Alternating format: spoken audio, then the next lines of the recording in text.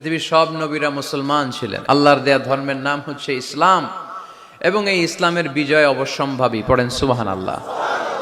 যার প্রমাণ আমরা পত্রপত্রিকা খুললে, ইন্টারনেট ব্রাউজ করলে, BBC news, Al Jazeera news, CNN, cable news নেটওয়ার্কের নিউজ পড়লে আমরা জানতে পারি যে গোটা বিশ্বের বিভিন্ন ধর্মাবলম্বী লোকেরা নিজেদের ধর্ম রেখে দিয়ে তারা কালিমা পড়ে মুসলমান হয়ে যাচ্ছে।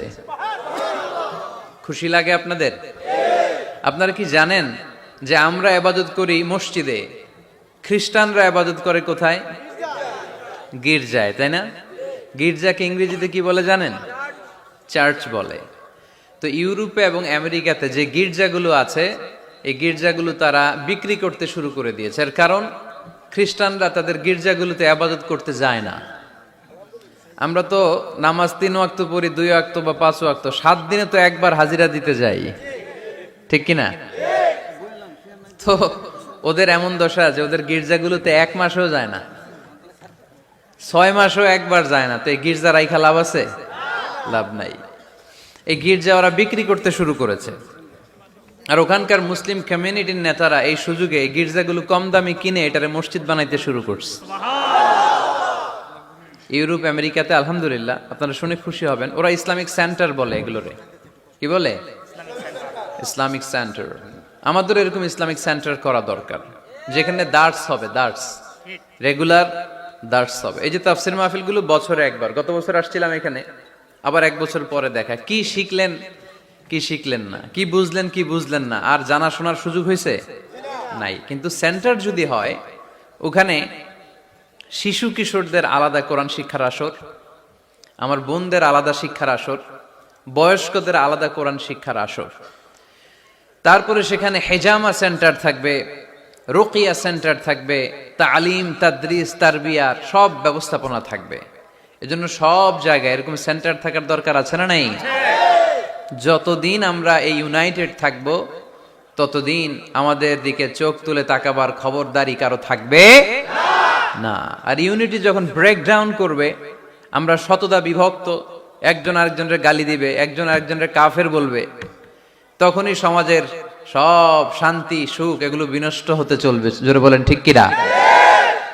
মুসলিম উম্মার মধ্যে এখন এই সমস্যা, ইউনিটি নাই। We don't have any central leadership, আমাদের কেন্দ্রীয় নেতৃত্ব নাই। এই যে ফিলিস্তিনে যে মারে আমাদেরকে পাখির মতো গুলি করে, মিয়ানমারের রাখাইন রাজ্য থেকে 10 লক্ষ মুসলমান তাড়ায় দিল টেকনাফে, এখন তারা পাহাড়ি এলাকায় আশ্রয় নিয়েছে। সিরিয়াতে মার খেয়ে গোটা বিশ্বে এরা ছড়িয়ে আছে। এই যে মুসলমানরা গোটা বিশ্বে মার খায়, আমাদের পক্ষে কথা বলার মতো আমাদের কোনো কেন্দ্রীয় লিডার আছে? সেন্ট্রাল লিডারশিপ নাই। আল খিলাফা আল ইসলামিয়া, ইসলামিক ক্যালিফেট, এটা নাই। এই সেন্ট্রাল লিডারশিপ না থাকার কারণে গোটা বিশ্বে আমরা আজ নির্যাতিত, নিষ্পেষিত। আমাদের কোনো মা বাপ নাই। জোরে কোন ঠিক কিনা? এদিকে লাথি মারলে ওইদিকে যাই, ওদিকে লাথি মারলে এদিকে আসি। আমাদের পক্ষ নিয়ে, আমাদের স্বার্থ নিয়ে যে কথা বলবে, জাতিসংঘে হুঙ্কার তুলবে, ওআইসি থেকে ঘোষণা আসবে, ওরকম একটা নেতাও আমাদের নাই। জোরে বলেন ঠিক কিনা? ওমরে ফারুকের মতো যদি একটা নেতা থাকতো, তাহলে গোটা বিশ্বে মুসলমানরা এক আমব্রেলার নিচে, এক ছাতার নিচে চলে আসতো, তাই না?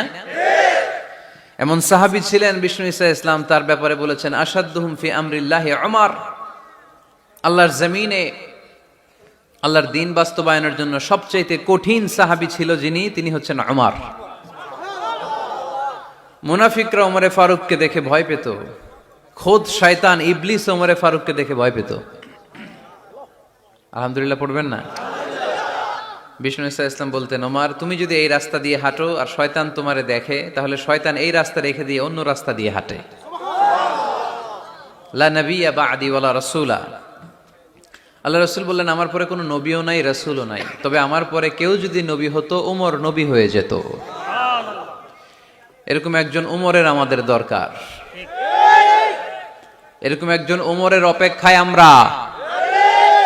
একজন হলেই চলবে। কয়জন লাগবে? যুগ জামানা পাল্টে দিতে চাই না অনেক জন, এক মানুষই আনতে পারে জাতির জাগরণ।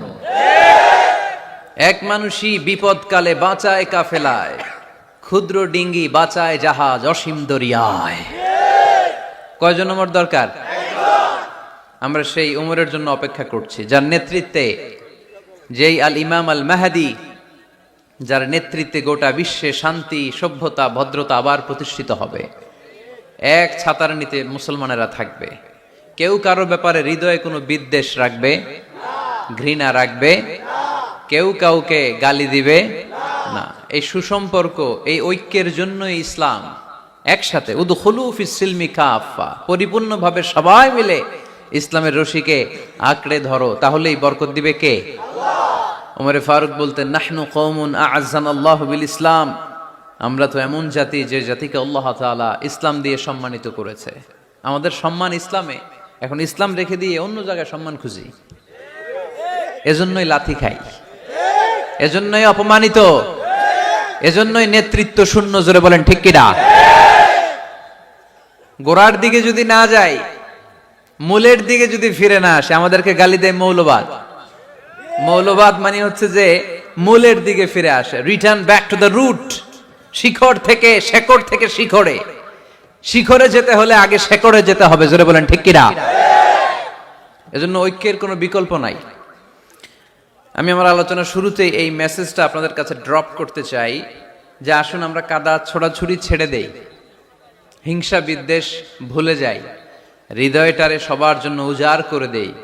মুমিনদের হৃদয়ে থাকবে সবার জন্য ভালোবাসা। কি থাকবে? আল্লাহ রাসূল সাল্লাল্লাহু আলাইহি ওয়াসাল্লাম মক্কা থেকে যখন মদিনাতে গেলেন, তিনি দেখলেন দলে দলে লোকজন কালিমা পড়ে মুসলমান হচ্ছে, বড় একটা মুসলিম কমিউনিটি গড়ে উঠলো। আল্লাহ রাসূল সাল্লাল্লাহু আলাইহি সাল্লাম খেয়াল করে দেখলেন ওখানে শুধু মুসলিম কমিউনিটি নয়, ওখানে জিউস কমিউনিটি আছে, মানে ইহুদি কমিউনিটি। মদিনাতে ইহুদিরাও থাকতো। আবার খেয়াল করে দেখলেন আশেপাশে খ্রিস্টান কমিউনিটিও আছে। তাহলে মোট কয়টা কমিউনিটি হইল? রাসূল সাল্লাল্লাহু আলাইহি সাল্লাম এই তিন দলকে নিয়ে একটা চার্টার করলেন। চার্টার, ইতিহাসে এটা মদিনা চার্টার নামে পরিচিত, মদিনা সনদ। সুবহানাল্লাহ পড়েন। তিন ধর্মের লোক, তিন জাতি একসাথে থাকে, আর আমরা এক বাঙালি এক দেশে থাকতে পারি না। এক দল আরেক দলরে বলে তুমি ভারতপন্থী, ওই দল আরেক দলরে বলে তুমি পাকিস্তানপন্থী। বাংলাদেশপন্থী কেউ হতে চায় না। আমরা কোন পন্থী? জোরে বলতে হবে। দেশের স্বার্থটারে সামনে নিয়ে আসতে হবে। তো সম্মানিত সুধী, রাসূল সাল্লাল্লাহু আলাইহি ওয়াসাল্লাম ইহুদিদের সাথে বসেছেন। মদিনা চার্টারে যদি তিন ধর্মের লোক থাকে, মানে Muslim community, Jews community and the Christian community যদি থাকে, তার মানে এই মদিনা সনদের মধ্যে স্বাক্ষর করেছিল তিন কমিউনিটির নেতারা। ইহুদিরাও ছিল, খ্রিস্টানরাও ছিল। তো আল্লাহ রাসূল সাল্লাল্লাহু আলাইহি ওয়াসাল্লাম ইহুদিদের সাথে বসেছেন, চুক্তি করেছেন 10 বছরের লম্বা সময়ের। খ্রিস্টানদের সাথে চুক্তি করেছেন।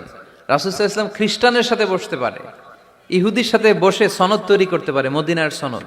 কিন্তু আমরা মুসলমানের সাথে বসতে পারি, একজন আরেকজনের ছায়া দেখতে পারে না।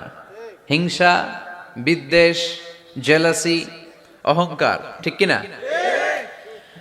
লা ইয়াদখুলুল জান্নাতা মান কানা ফি কলবিহি হাববাতু খারদাল মিনাল কিবর, যার অন্তরে যাররা পরিমাণ অহংকার থাকে সে কোশ্চিনকালেও আল্লাহর জান্নাতে প্রবেশ করতে পারবে না। আমরা যেন এই অহংকার থেকে মুক্ত হতে পারি, আমরা যেন ব্রড মাইন্ডেড হতে পারি, আমরা যেন ভিন্ন মতের লোকদেরকে রেসপেক্ট করতে পারি, ভিন্ন মতকেও যেন আমরা সহ্য করতে পারি। আমাদের দেশে এত কাদা ছোড়াছুড়ি, এত মারামারি কেন জানেন? আমরা ভিন্ন মতকে দমন করতে চাই, ভিন্ন মতকে আমরা স্পেস দিতে চাই না, ফলেই এত ঠেলাঠেলি।